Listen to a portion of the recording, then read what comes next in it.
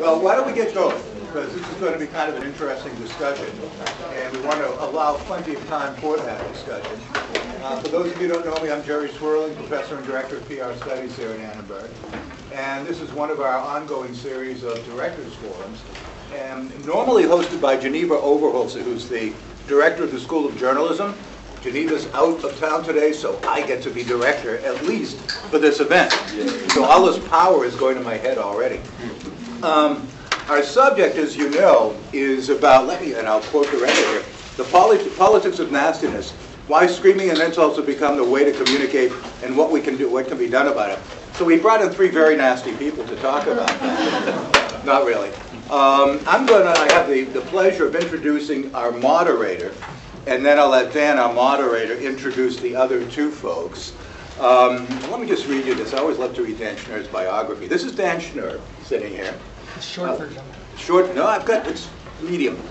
Dan is the director of the Jesse Unruh Institute of Politics at the University of Southern California, where he works to motivate students to become active in the world of politics and encourage public officials to participate in the daily life of USC. Dan, for years, was one of California's leading political media strategists. His record includes work on 4 presidential and 3 gubernatorial campaigns. Dan served as the National Director of Communications for the 2000 presidential campaign of U.S. Senator John McCain, and spent 5 years as Chief Media Spokesman for California Governor Pete Wilson.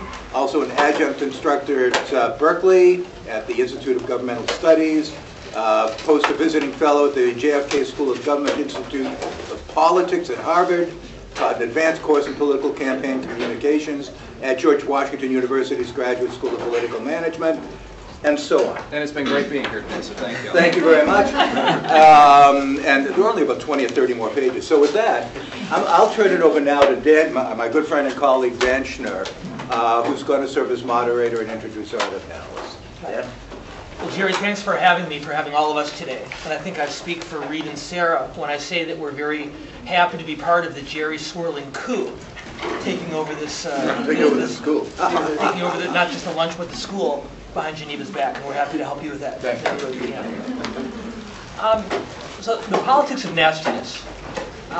In just a minute, I want to get started and talk a little bit about what's led us to this point, what are the driving factors that have brought us to the level of media and political discourse that take place today, whether there is corrective action that can be taken, or whether this is simply endemic to a political system and a media environment of the type in which we now find ourselves. Before we get to any of those questions, I want to introduce our two panelists, because we're really, really lucky today to have 2 of California's, and in fact the nation's, foremost political and media experts here with us today. When Jerry and Geneva first asked me to moderate this panel and ask for my suggestions and who we might get to participate, I said, wow, well, let's go ahead and ask Sarah Leonard and Reed Galen. But we're not going to get them. But I always believe in aiming for the back of the rim. And so I figured we'd shoot high, and we'd ask 2 people like Reed and Sarah to participate. And imagine my surprise and my pleasure when both agreed to be with us today. Sarah is the Vice President in the Glover Park Group's Los Angeles office. She brings to the firm nearly 10 years of experience in high-profile California and national political public awareness and initiative campaigns. Prior to joining Glover Park Group, she directed communications for California Lieutenant Governor John Garamendi for a coalition of California's largest labor unions to defeat anti-worker and anti-consumer ballot initiatives, and oversaw direct mail campaigns to help re-elect then Arizona Governor Janet Napolitano, sent 4 new members to Congress, and helped elect dozens of new legislators and school board members. Before moving to LA, Leonard worked in Washington as the national spokesperson for the 3 most powerful independent expenditure groups of the 2004 election, America Coming Together, the Media Fund, and America Votes. She served as the press secretary and traveling staff for U.S. Senator Tom Harkin, is Iowa Communications Director and national spokesperson for Democratic presidential candidate Howard Dean in 2004, and his communications for the Iowa Democratic Party during Vice President Al Gore's presidential campaign. You may have noticed a certain partisan leaning on Sarah's part. But I think for those of you who followed her career not just in politics, but in public affairs at Glover Park Group, she really has very quickly gained a reputation as one of California's foremost public affairs and media strategists of either party. Please join me in welcoming Sarah Leonard.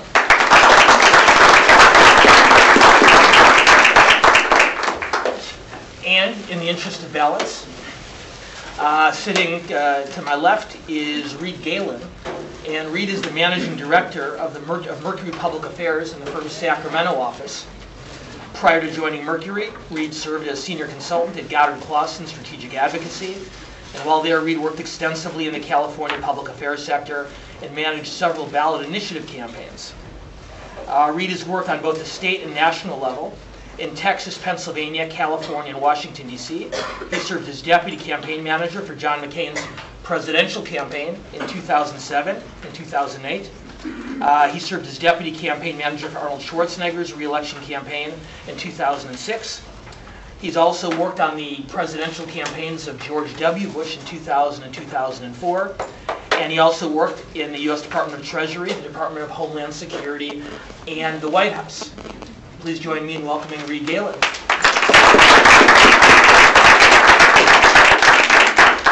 So what we've got here, obviously, is one partisan Democrat and one partisan Republican. But more important than that, as I mentioned a moment ago, what we have are two experts. Two people who know politics inside and out at the state and national level. And not only do they know politics, not only do they know campaigning and governance, but they know in particular how to develop and how to deliver an effective political message. How to build public and political support for the goals of their candidates and elected officials. And what Geneva and Jerry and I are supposing, if there's anyone here who would vehemently disagree, we'll get your chance in a minute, our supposition leading into this discussion is that increasingly, in the first years of the 21st century, what it takes to successfully deliver a political message, what it takes to successfully build public support for your candidate or your office holder's agenda is an increased level of vitriol, of anger, of nastiness, of meanness, of it. Well, you get my point. I can tear this thesaurus apart, but I think at this point you've all got a pretty good idea of where I'm going with this. So I want to start with a broad question for both Reed and Sarah, and then narrow it down a little bit. And once I've had a chance to pin them to the wall a little bit, I'd want all of you to join us also.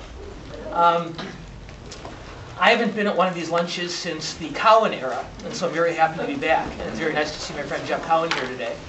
But we run similar lunches, thanks to what I learned from Jeff in attending these. We run similar lunches every Wednesday during the semester on behalf of the Unruh Institute. And we have two rules at our lunches, which I'll remind you of when we open it up to questions. Number one, we ask that when you ask a question of one of the panelists, we ask that you identify yourself. And number two, we ask that if you're asking a question, particularly of someone with whom you disagree, ideologically or from a partisan standpoint, or when you challenge someone who has said something that you don't agree with, we ask that you remember that the people here, people with whom you disagree, are your opponents, not your enemies, and that there's an important distinction, and that you question them and challenge them with the same respect that you'd hope that they would show you when questioning your opinions. So with that, I will start with great respect, and then gradually head downward, Sarah.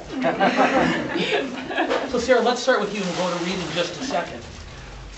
First of all, is that supposition right? Is politics, campaign politics, American campaign politics, particularly mean-spirited here in the early stages of the 21st century? And if so, why? And if not, why not? Thank you. I love this question. I love this topic because it's a personal pet peeve of mine, I guess, in the course of my career. I believe that politics has gotten increasingly nasty, and our media coverage is in part the reason for that. I can't really pinpoint the reason, why we're in this current state, but I would venture a few guesses. I think over the last couple of decades, we've seen the American public as news consumers change their appetite. People are more apt to go towards news analysis. We're more apt towards the Fox News or the MSNBC, Keith Olbermann, versus reading a New York Times magazine piece, or eating our vegetables really when it comes to news. We don't really have the time for it. We don't really have the interest for it, and it's just much easier to go towards Rush Limbaugh, tell me what to think. Glenn Beck, tell me what I agree with you on everything. So tell me what you think about this. It's just an easier thing to do. We're a very busy society. I think that's one reason for it. Another reason for it is that type of news coverage sells. And our media industry is more and more owned by corporations. It's more and more driven by profit margins, more and more by shareholder value. So as a result, decisions on what we see in our newspaper, what we watch on our television, those aren't necessarily made by the folks who used to make them and think about what does the American public need to know about. Are we holding people accountable? It's like what defines news is more infotainment than covering the hard issues of the day. That said, since 9/11, hard news coverage has increased. We used to have a lot of celebrity news coverage in the 80s and 90s, but since 9/11, it has increased. But it's the way that it's increased that's so troubling to me. And I think that the nastiness that we're seeing is a direct result from people being attracted to the Rush Limbaugh, the Glenn Beck, the Ed Schultz, the Rachel Maddow news coverage, and that being what sells, and that's why we get more and more of it. One other just idea to throw into the mix on this, or a possible reason. My former boss, Howard Dean, in the 2003 elections, he came out there and was led the anti-war movement, from a presidential pulpit, or presidential candidate pulpit anyway, and really galvanized the left behind him. As a result of being way out there on this one issue. He was a very conservative governor. He was a very mainstream elected official. Our story for him was very middle of the road, except on this one issue of the Iraq War. He was very far to the left. As a result, he got a lot of attention. We went from being an asterisk and 2% in the polls to leading in the Iowa caucus. Folks in Iowa, I'm one of them, I'm from Iowa, we're not that extremist, but we are anti-war, and we galvanized behind Howard Dean as a result of his position and his statements on that issue. And that one issue, he was very, very bombastic. Fast forward to today, we see the healthcare debate being covered. Who's being covered in the healthcare debate? The Tea Party activists. 62% of news coverage today is about the healthcare debate. 6% was about the Iraq War debate. But who's being covered when it comes to the healthcare debate? It's by and large the Tea Party activists.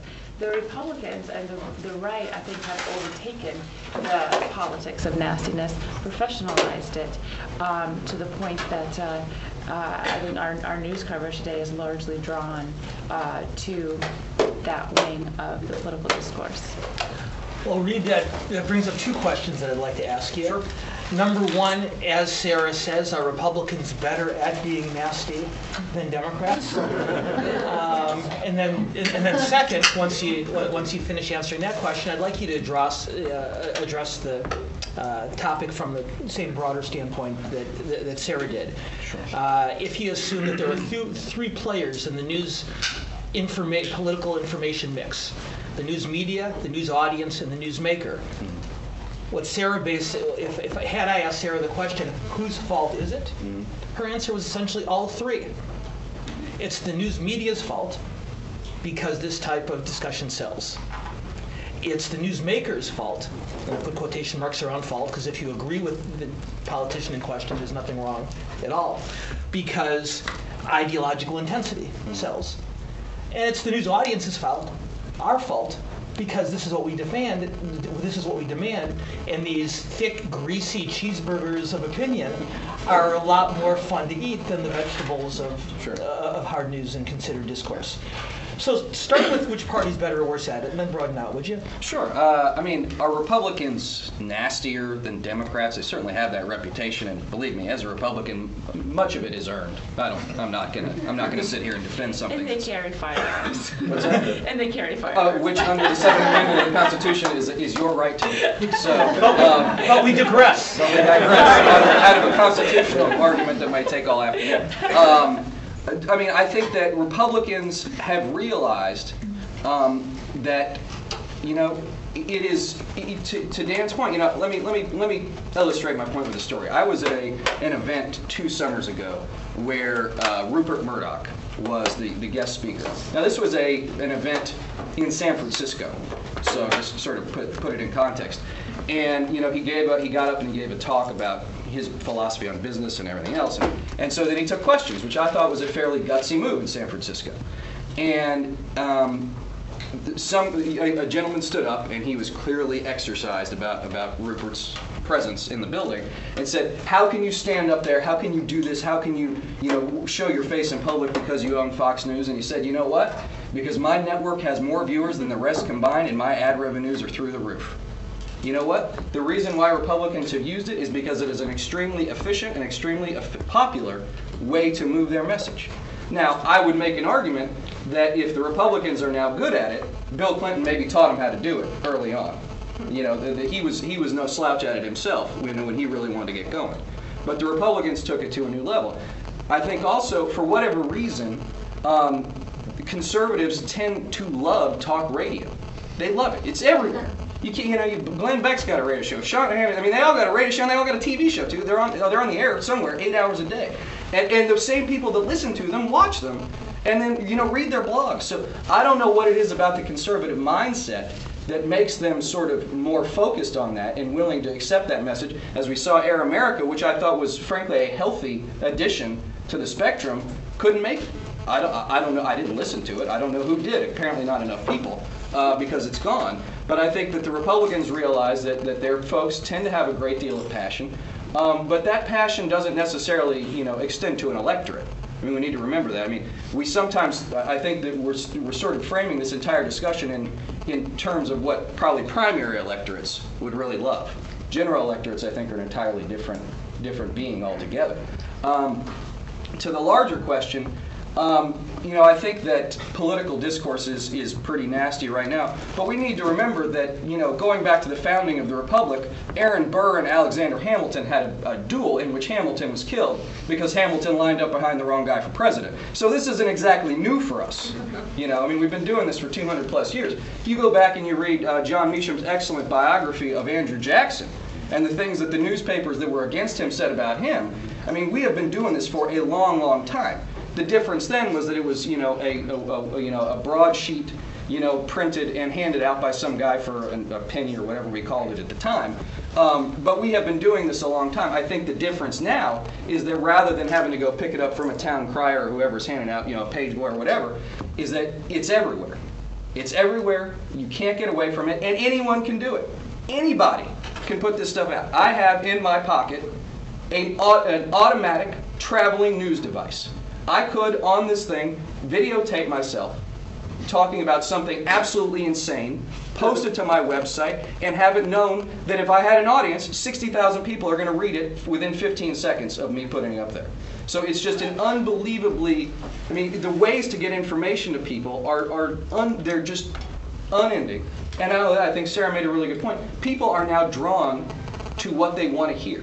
Because you know what? For a lot of folks, look, you guys are the example of the example. You guys get up every morning, and your journalism or PR or whatever, you are hardwired to think objectively about things. That's what you do. That's why you're sitting here today, right? Most people are not. Most people get up in the morning, they read the sports page first. As much as we'd like to believe that they read the front page first, they don't. They read the sports page because they want to know what the Dodgers did or why USC lost again or whatever, right? Great talk there, Galen. I love USC. But all of my in-laws are Trojans, so But I think that, you know, We're going to do a seminar on message targeting. Right. But I mean, I think that's the part of it. Is it any nastier than it's ever been? No, but it's a lot easier to get at the people that will perpetuate it. So interesting point. So if Reed Galen's great-grandfather said something really mean about Sarah Leonard's great-grandmother, you know, whoever happened to be standing in the town square that day would hear it.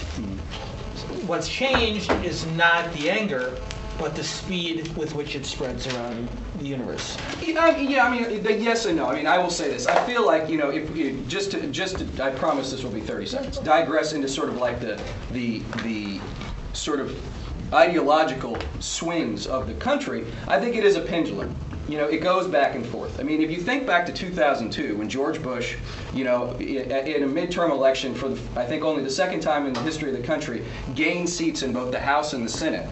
You know, Karl Rove was running around saying that he had established a long-term Republican majority that lasted exactly 4 years, you know?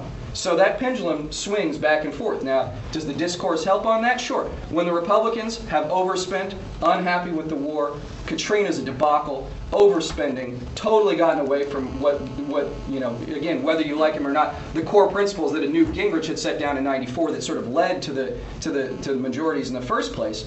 The American people said, enough of you guys, you know, and what happens? Mark, what's his name out of Florida? Mark Foley with the pages and everything else. You know, every salacious and nasty thing comes to the fore, and what does it show? Republicans are nasty, untrustworthy, and they don't deserve to be in office anymore. And you know, in November of that year, they weren't.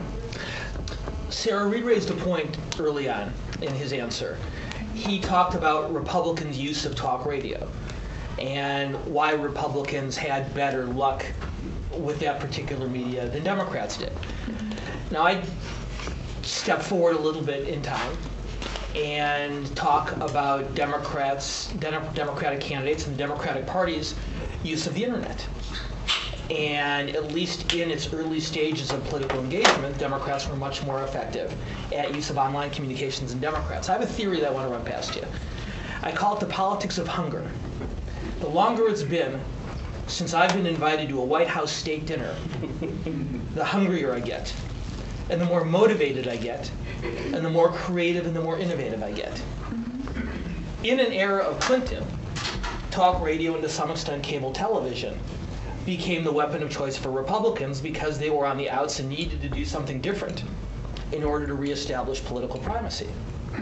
In the early part of in the first years of the 21st century, when George W. Bush occupied the White House, Democrats had that incentive and that motivation to be that much more creative and reached out more aggressively to online communication. So that's my theory. But I guess I would ask you, is there something inherently different in the two parties' use of these communications mechanism? Or is it just the party that's out gets a little bit more desperate and therefore a little bit more innovative and figures out how to do things a little bit more quickly? I think you might really be onto something. That's a very interesting I'm so surprised. perspective. I haven't heard that before. But it is perplexing, though. For Democrats, we have sat around and scratched our heads. Why doesn't anyone listen to Air America? Do we really want to even put our candidates on Air America? Is that a waste of our time because no one's actually tuning in? It's a real problem. And why are Republicans so much more successful at these campaigns based on fear? Why does John Kerry want to talk about the nuances of his education policy when everyone wants to talk to George Bush about what's going on at the ranch? It's just that, not a lot. I think politics have become more emotional. Maybe they always were, but Republicans are very good at tapping into those emotions, and Democrats are getting there. We're a little later to the party. We certainly weren't there in 2004 when we were all working for John Kerry. We wanted to talk about the nuances of his policy agenda and the platform, and whereas you folks were talking to George Bush just because he was a nice guy. People just trusted him. They trusted him on the war.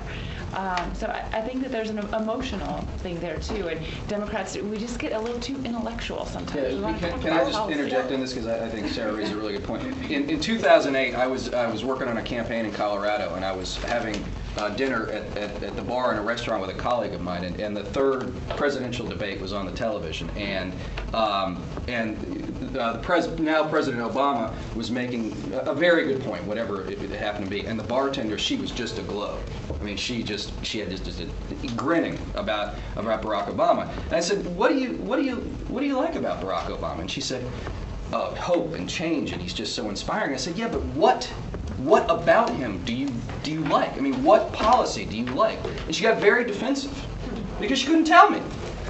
Because Barack Obama did something that Sarah hit on. For the first time since God knows who, the Democrats had somebody who could actually touch people emotionally, not sort of this, sort of the cold fish that John Kerry was standing up there, sort of stentorian, and hi, my name is John Kerry. And you're right, George Bush, you know why people love the fact he couldn't speak right? Because people in Missouri said, gosh, he sounds just like me. How ridiculous is that? But it worked. And you know what? He wasn't faking it. Reed's going to give this talk in Missouri as soon as he finishes. No, but what I'm saying is the guy couldn't get through. Listen, I stood behind the stage at 19 million George Bush speeches. The guy could not get through a paragraph without speaking incorrectly. But people were okay with that. They were okay with it. George Will once said that George Bush frequently exited from a different sentence into that which he entered. Yeah, absolutely. There's absolutely no question about it. So now what I hear, but before we go on, I'm just going to point something out here, because while these two are both very accomplished public affairs professionals, they obviously both believe very strongly in their respective parties and the ideologies that motivate them. Notice that when Sarah Leonard was talking about the advantages of emotion versus substance, she was talking about George Bush and John Kerry. Notice when Reed Galen was making the same point, he was talking about Barack Obama and by implication John McCain. So maybe I would suggest to you that the difference between candidates who communicate at an emotional level and establish that personal connection and candidates who talk in more distinct and specific areas of public policy is not Democratic versus Republican, but winning candidates versus losing candidates. And if you start with the idea that a successful candidate, be it a George W. Bush or Barack Obama, devotes more effort to establishing a personal and emotional connection with the voters, and that an unsuccessful candidate, be it John Kerry or John McCain, tends to spend more time trying to explain, often unsuccessfully, the intricacies of public policy, the differences are less partisan than they are success and non-success. Now, that's not a particularly cheery thought, Sarah. No. What it suggests is that the way to get elected in this country is to emphasize personality and emotion at the expense of substance. Absolutely. Am I being unfair to the American body politic? No, you're giving them what they want. I mean, this was my counsel. One digression, then we'll go a little further back. Barack Obama's slogan in 2008, "Change that we can believe in," was a slogan that I wrote based off of polls in 2003 for Howard Dean. Nobody saw it. It didn't matter. But Barack, polls didn't change a whole heck of a lot, and so the same message worked very well in 2007, 2008. And we had a messenger that could deliver it versus 2003, 2004. But in 2002, I was working for Senator Tom Harkin. Can I interject here? Does Barack Obama know that you were the architect? No, but David Axelrod does, because I told him. All right. Well, next time we introduce Sarah Leonard at one of these lunches, that becomes part of her biography. In 2002, I was working for Senator Tom Harkin in Iowa, and we were running against Congressman Greg Gansky, who was a plastic surgeon by trade and became a congressman. And we sent a young staffer out to videotape Congressman Gansky at various town hall meetings across the state of Iowa, because we knew that Gansky came across a little smug. And in his presentation at these town halls, these little teeny town halls in Iowa, we got this guy who's a little fancy for folks.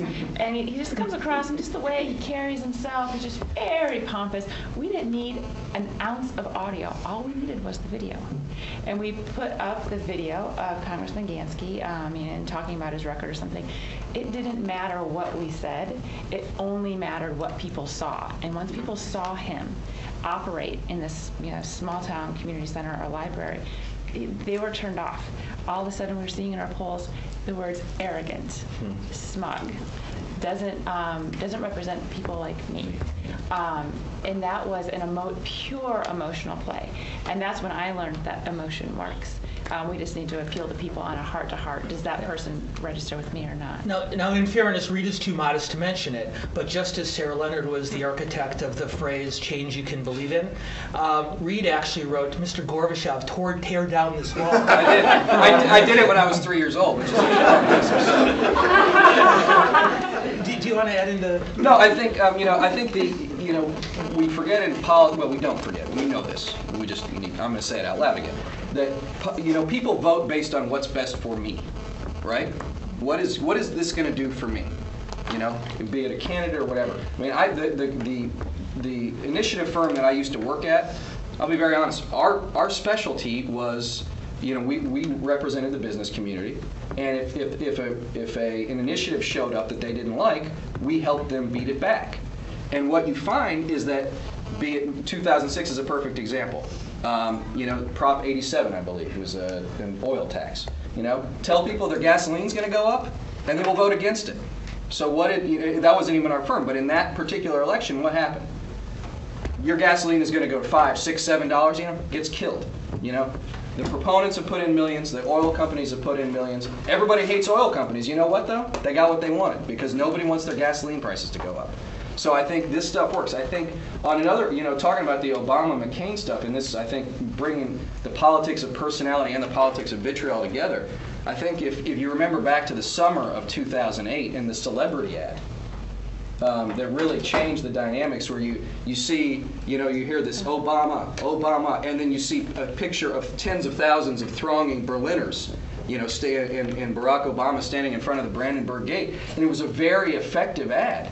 It was a very effective ad because suddenly Barack Obama was not change you could believe in, but he was a guy standing up in front of a bunch of Germans talking about how great Germany was as compared to America.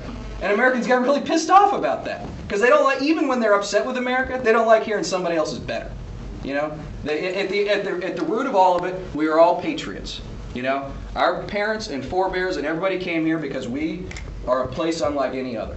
And you can do things here you can't do anywhere else. And for somebody, especially the prospective leader of your country and the prospective leader of the free world, to go someplace and say, this and that, and then stand up like a Paris Hilton, it was a very effective ad. Was it negative?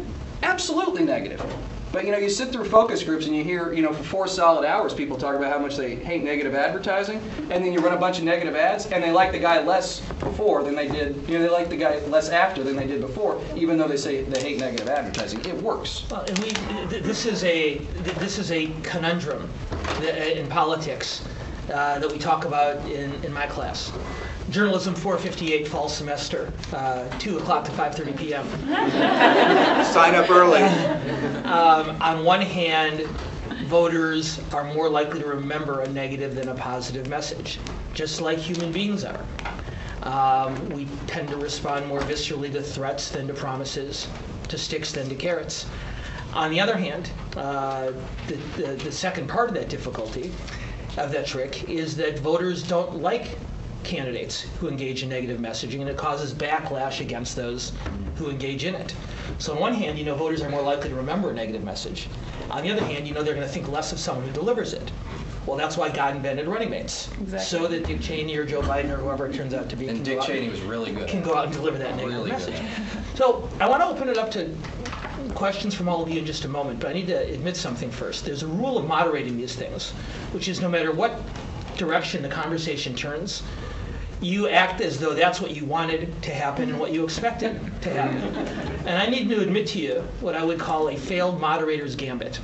I challenged Sarah and Reed a moment ago when I said to them, is it reasonable to assume that the American voters don't care about substance, they don't care about policy, all they care about is personality and emotion? And I was hoping that one of them would say, why no, Dan, it's not nearly that horrible. I call myself a born-again ingenue. I spent several years being cynical, and I've now come around full circle to being an optimist again. And I would share you a slightly different opinion than Sarah and Reed did, with moderator's prerogative, before we open it up. First of all, they're both right. that a successful candidate of either party has to establish a personal and an emotional connection with the voters. If you don't feel like you can trust someone, it doesn't matter whether you believe in them or not. If I announce today that I'm running for president, and I announce a 5-pronged policy platform that you happen to agree with, you're still not going to vote for me, because you probably don't trust me to implement it. But a successful candidate, whether it be Obama, whether it be Bush, knows that before you're willing to follow their policy lead, you have to trust them and have faith in them personally. That said, I really believe, and again, before we open it up, you guys tell me if I'm wrong on this, that ultimately Paris Hilton ads and Hope and Change commercials and hanging out at the ranch and all the rest of these things notwithstanding, ultimately I would argue that Barack Obama was elected president not because he had an extraordinary slogan, because it was extraordinary. Oh, yeah. But because in the Democratic primary, he was the only serious candidate who had opposed the war in Iraq from the beginning. And in a general election, he was one of 2 candidates who inspired voters' confidence when Wall Street collapsed at the end of September. And that George Bush was elected president, not because he mispronounced words or because he liked country and Western music, but because in 2000, because he was judged by the voters as the candidate who was more capable of confronting national security issues. The other stuff helps lay the groundwork. You're not going to vote for someone if you don't trust them first. But if all you do is like somebody and trust them, I don't think you're still not going to vote for them if you fundamentally disagree with what they want to do substantively. Now that takes us pretty far afield from the politics of nastiness, so let's get back to the fun stuff. Do you want us to be nasty toward you? Would you? So Jerry, we'll get back to the nastiness. I apologize. Back to the no. But rather than the 3 of us making this a three-way monologue, dialogue, trialogue, let's make it a multilogue. And once again, as I mentioned earlier, if you can just tell us who you are before you ask your question or make your comment. And if you happen to disagree with what either Sarah or Reed said, to treat them with the same respect that you'd want them to show you. So with that, the floor is open. Who wants to weigh in? Yep. I'm Eli. Eli? Strategic Public Relations Program. My question is about, since both of you have worked on national campaigns as communication directors, what's the timeline of a negative ad? When do you create them, keep them in your back pocket? When do you bring them out, and why do you bring them out when you do? Great question. So putting the broader discussion aside for a minute, more strategically or even more tactically, when does it make most sense to go negative? And is it something you prepare for in advance, or is it something you respond to under specific circumstances? I mean, I think that you have enough. I think if you've done your opposition research, and believe me, every campaign does, so don't be surprised by that. Then you've probably already cut a few ads that are in the can. Whether or not you ever feel like you need to use them is a different story. I will use, in the 2004 campaign though, a very good example. John Kerry was speaking, I believe, to a bunch of veterans in West Virginia. And during the course of his talk, he said, I actually voted for the Iraq War before I voted against it.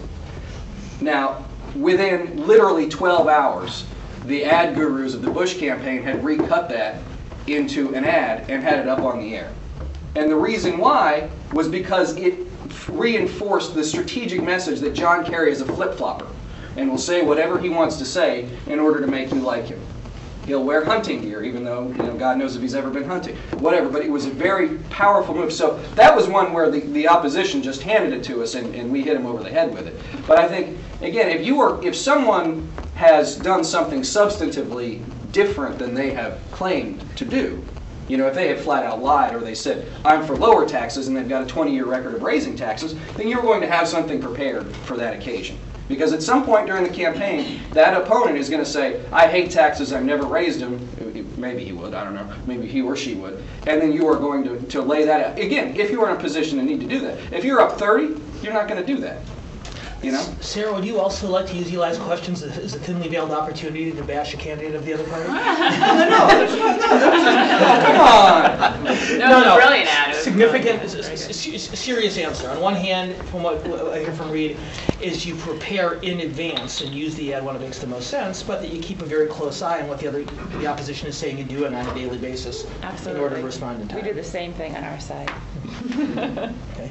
When to follow up on the second half of Eli's question, is there a particular time in a campaign when it makes the most sense to launch this kind of criticism? I'll swing at this one. That depends. Depends how much money you have. Depends how much money your opponent has. For example, Meg Whitman has a lot of money. Jerry Brown does not. She would be very shrewd to introduce Jerry Brown to the electorate, a vast majority, which doesn't really know what he's done over the last, some decades. But introduce him before he has the chance to introduce himself. So she could go negative on him now very effectively.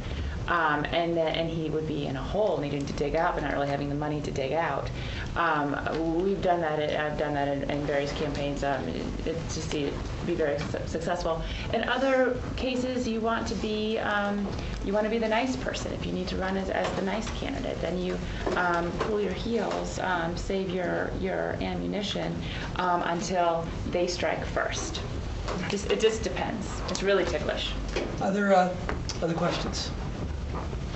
Hi, my name is Tom. I'm a prospective online journalism student. And I guess I want to ask both of you this question. But opinions being what they are, and more people are more forthcoming about having opinions. But are you at all concerned about the amount of misinformation amongst the public that people use as the basis for their opinions? If someone is going to have an ideological opinion on something, that's based on a rational or truthful basis, then that makes a bit more sense. But the idea of people thinking that Barack Obama is a Muslim, or that he does not have an American birth certificate, or that the majority of Americans believing that Saddam Hussein was involved in 9/11, or I think even on the Democratic side, people thinking that George W. Bush was being told by God to go into Iraq as a way to bring about end of days. These are real opinions that people had, and I would say more than an insignificant amount of people on one side had them. Are you concerned at all that this is the basis for many opinions that people have? Tom, it's a great question, and let me ask you guys to address it this way as well. It seems to me the dynamic that Tom is referring to is a transfer of responsibility.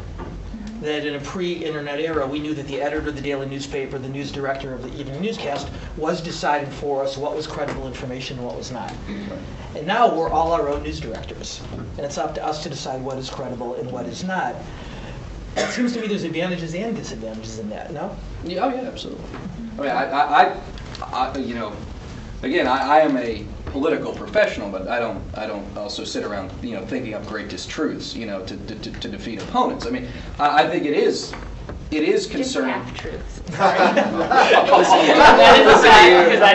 many times have you gone over survey data and said, well, this is almost true, so I guess we can use this? But I think it is concerning. The idea that Barack Obama is not an American citizen. He wasn't born here. He was born in Canada. It's ridiculous. It's ridiculous. The guy was born in Hawaii. He is the President of the United States. That's not going to change. But you know what? There are folks, in the Tea Party movement, whatever it is, I don't know that. I think people give it a lot more cohesion than it probably actually, has obtained on its own. Folks buy it because it allows them to add one more arrow to their quiver in their head about why they detest the guy. And so I think that's very concerning, because now you're just so far afield from the truth. When it's some guy in Hawaii said, I knew Barack Obama's mom and she lived in Jakarta, or where it's some guy, and then a blogger in his underwear in his grandmother's basement, hears about it, and then suddenly it's up on Drudge, and before you know it, it's news. That's really scary. Because you're right, there is no filter. Whether or not, I think editors, newspaper editors, media editors, have a huge responsibility, which I think they've always taken seriously. And that is gone in many respects. And this stuff just sort of percolates up out of nowhere, and before you know it, it's taken off like a shot, and you can't control it. So I think should be concerned about it. My favorite example was recently at George Washington University. A professor was talking, he was giving a hypothetical situation and included that Justice Roberts was stepping down. Before the class was over, someone had tweeted this. Brian Williams is taking a train from New York to D.C.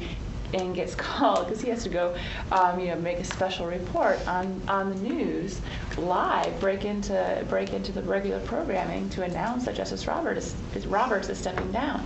wasn't true. It was a hypothetical that a professor gave at George Washington University. Someone tweeted it, and it's live online. There is no regulation of online news media, and it is a problem. But it is a problem that can be solved, and I challenge the folks in this room as the next generation of journalists and executives in newsrooms to solve it. But at least right now, it's a matter of self-regulation. It's somebody deciding that doesn't sound right, I'm going to look in other sources to see if it really is accurate or not. And I think you guys both made the point in slightly different ways, is if it's something you want to believe, you're much less likely to do that. Absolutely. Yeah. Other Hi, my name is Andrew. I'm a SPR student. In Barack Obama's campaign, I believe that bipartisanship was one of the pillars of his campaign. Do you feel that we're moving closer to that, or do you think that that's just something that's unobtainable? Well, if we were in Bizarro world, we'd be closer to it. Unfortunately, we're not. I'll take that as a no? No, I don't think we are. And I mean, it's, the Republicans right now are they thought that they had seen the mountaintop with like a Scott Brown, being elected. Healthcare is dead. Barack Obama's presidency is over. We're going to win 250 seats in the fall, and we'll have 99 seats in the Senate. It's just ridiculous. And what's happened? The president gets a healthcare bill passed. Do a lot of people dislike it? Yeah, probably about half the country. But you know what? The other half of the country really likes it. So we are where we are. But I think that it's, we are not closer to bipartisanship. I'm not sure what that means anyway. I mean, I think that there was a time when you had, the likes of a Tip O'Neill and a Ronald Reagan who would go toe-to-toe on legislation, and then, the president would, President Reagan would have Tip over to the residents, and they, down 3-4 whiskeys together. Like, that's not going to happen anymore. In fact, I doubt that Barack Obama would invite Nancy Pelosi to the residence to have 3 or 4 whiskeys with him, if I had to guess. But it's not going to get any better. And you know what? The Republicans have decided that they're going to be the party of no. And the party of no rarely wins. Sarah, let me ask you the question this way. There's a school of thought that suggests that the country is not nearly as polarized as Washington or as dominant forms of media. You were talking earlier about cable and online media. Is there a bipolarity in the American electorate, or is it something that's exaggerated by our political and media leaders? I think it's greatly exaggerated by our political and media leaders. I wish I could spout out the statistics, but there actually is reams of data to show that Barack Obama's "we are neither a red state or a blue state, but purple people." It's true. People are hungry for real information and for a robust debate on the issues. There's just not the forum for it, or they don't have the time for it. But I think that Barack's election shows that people are interested in something like that. Whenever there was a problem, a Reverend Wright situation, Barack rose above it. He didn't get into the gutter. He didn't play gutter politics. We're playing a little bit of gutter politics now, but that's Robin's racing a little bit when you're in D.C. You kind of gotta play ball. And folks from Chicago who are in D.C. don't really like it, but that's the only way that they can get healthcare reform passed. Give you a short answer. In an honest one. It sounds like 2 big no's for you, Andrew. Sorry. Yes, Liz. I'm a journalism student. I guess speaking on that point, that there is this hunger for real information, that people don't want to be defined red or blue, but that there is also this appetite for all the nastiness. How do you balance those competing interests when you're running a candidate or working in public affairs? I guess what's the sort of balance that you try to strike, and is there any way that you're seeing going forward? Is it going to be a breaking point, like it's going to have to be nasty, or we're going to get back to traditional news? Well, and let me add this to this also, because it seems to me we've conflated 2 fairly different things. Number 1 is being mean, and number 2 is being untruthful. And I think we'd agree, I hope we'd agree, that being untruthful in the political discourse is not something that either of you aspire to. No. But, so separating that out, is being negative, is being critical, is being mean something that you look for ways to avoid? Or is that just the cost of doing business? If you could have a candidate that you never had to, you know, if you could be on a campaign or be part of a campaign that never had to go negative, I think that would be fantastic. You know, I think that you might not believe this, but I don't sit around, you know, if I'm working on a political campaign saying, how can we tear the face off this guy? You know, there are people that do that. Don't get me wrong. There are a lot of people that do that. I don't. I happen to believe that ideas like Dan matter. I believe that ideas matter. Unfortunately, I'm not sure they matter as much as they should today, but I do believe that personally. And I would love to run a campaign where there would be positivity and sunlight and, you know, everything is going to be great all the time was the message that you got to carry, or, you know, specific, you know, policy objectives that someone wants. But unfortunately, that's not the world we live in. And so can you change the discourse? I think you can, but, you know, if the President of the United States is willing to go to Chicago to get health care done, you know, leadership matters. People are going to imitate, you know, what they see. And so if Barack Obama is willing to do it, then everybody else is going to do it too. And if you and the problem is that in the confines of the Beltway, that's unfortunately a lot of the times you have to get stuff done that way. I mean, I'd love to say that there's a different way to go about it, but, you know, I don't know what it is. I'm not smart enough to come up with that right now. Give me some time, I'll come back to you. It's true. You know, Barack Obama got a lot of accolades for running a very positive campaign.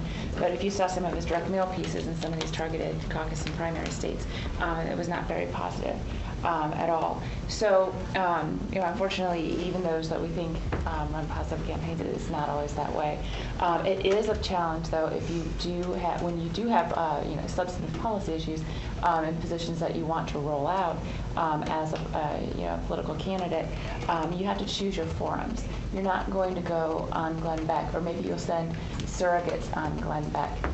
If you're a Republican, certainly there's no point in doing it if you're a Democrat. But if you're on Glenn Beck, you know, you can send your surrogates out there, and they can, you know, throw out the buzz phrases and the, you know, the keywords that get people riled up. And then perhaps you'll go, you know, with a sit down with the Washington Times, for example, a reputable, or depending on how you look at it, very conservative newspaper, and sit down and have a real discussion with them.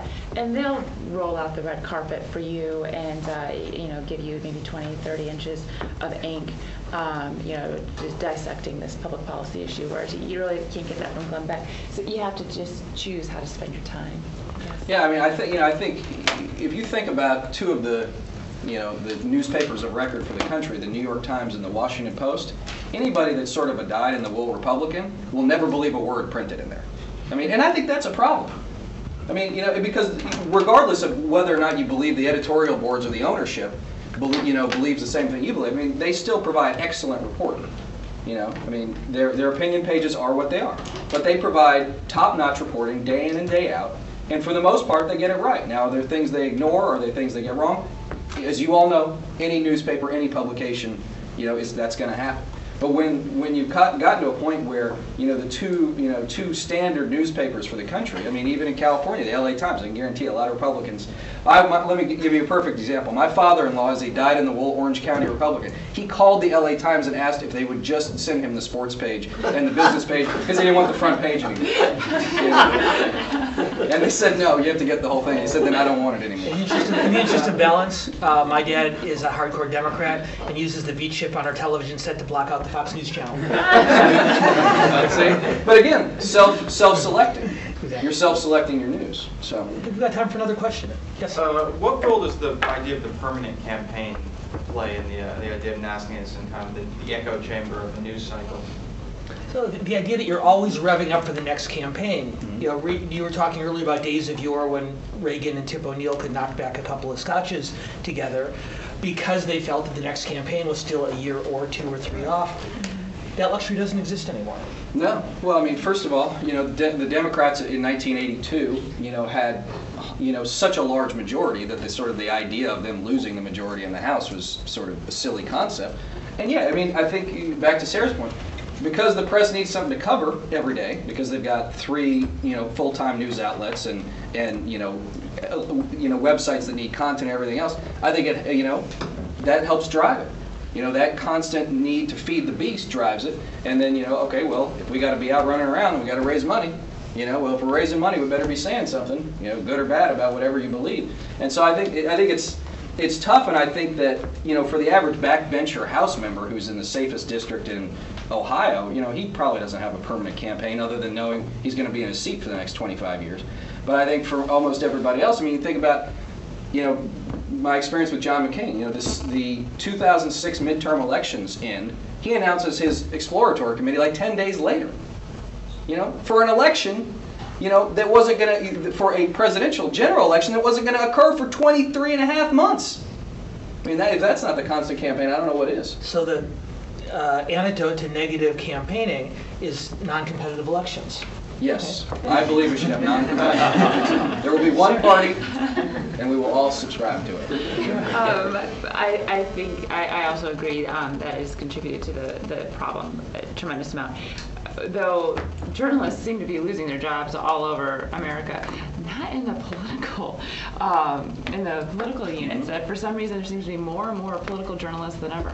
And I don't know if the stats are true on that, just by personal experience. They never go away. There just seems to be more of them, and they need more to cover to justify their existence. And the truth is, politics sold in 2008. That sold newspapers. That sold television ads. So there's a business there. And so you have folks like Sarah Palin and Mitt Romney in this permanent campaign. I mean, goodness sakes, he's got Romney has a new book. Palin had a new book. And they need to continue to say, bombastic proclamations in order to remain at the forefront. And I think the one thing we've forgotten when we talk about, you know, either candidates or presidents or whatever, is that more now than ever before, because of the avenues, the president talks directly to people. You know, every day. You know, I mean, the White House website, when I was at the White House, was okay. You know, we had Barney Cam and showed the little dog running around. Like, that's what we did with it. I mean, that was, you know, pretty high style at the time. But, you know, Barack Obama talks, everything he does goes immediately, you know, they've got their own videographer. You know, for the first time now, the radio address is not just a radio address, it's also a YouTube address. So, I mean, people are also realizing, just cut you guys out altogether. We'll go straight to our audience. We don't need you. We don't want the filter. We don't want you guys putting your spin on whether or not it's a good idea. I'm going to go straight to you, and people will go straight there. I'm gonna go back to a point that actually Reed and Sarah both talked about earlier to close on. As Liz knows, and as Maya knows, and as Caitlin knows, a negative message is usually relatively ineffective at persuading an undecided voter. In a campaign, we know that the most effective utility of a negative message is to motivate your own candidate supporters and discourage your opponents from turning out to vote at all. And what that suggests, and this is why I'm so glad that the conversation on negativity and nastiness morphed into a conversation about targeted media, is a targeted media, whether it's talk radio, whether it's cable television, whether it's online communication, lends itself much more readily to a hardcore negative message. Because if you're watching Fox or MSNBC, if you're listening to Hannity or if you're reading Huffington, if you're into Oldham and if you're into O'Reilly, you're not really interested in the whole side of the story. You want to have your opinions reinforced. And it's through those mechanisms, on cable, on talk radio, online, that negative messages have their greatest impact, because they're not designed for persuasion. They're designed for motivation or for demotivation. And I think the one protection that can be offered against that is, going back to something we discussed earlier, is self-regulation. And that is, even if you are a loyal viewer of Fox News, occasionally turning on Rachel Maddow to see what she has to say. If you're a loyal MSNBC viewer, occasionally turning on Hannity to see who he's interviewing, what they're talking about. The idea being that exposing yourself to the other side of the argument might not change your mind, but it's going to open it. And that ultimately is the greatest protection, I think, against the nastiness and the vituperation that today's discussion was designed to address. We will have Sarah Leonard and Reed Galen back to talk about online politics, to talk about the Second Amendment, to revisit one last time the Kerry and Bush campaign of 2004. But for today, join me in thanking both Reed and Sarah for a terrific conversation.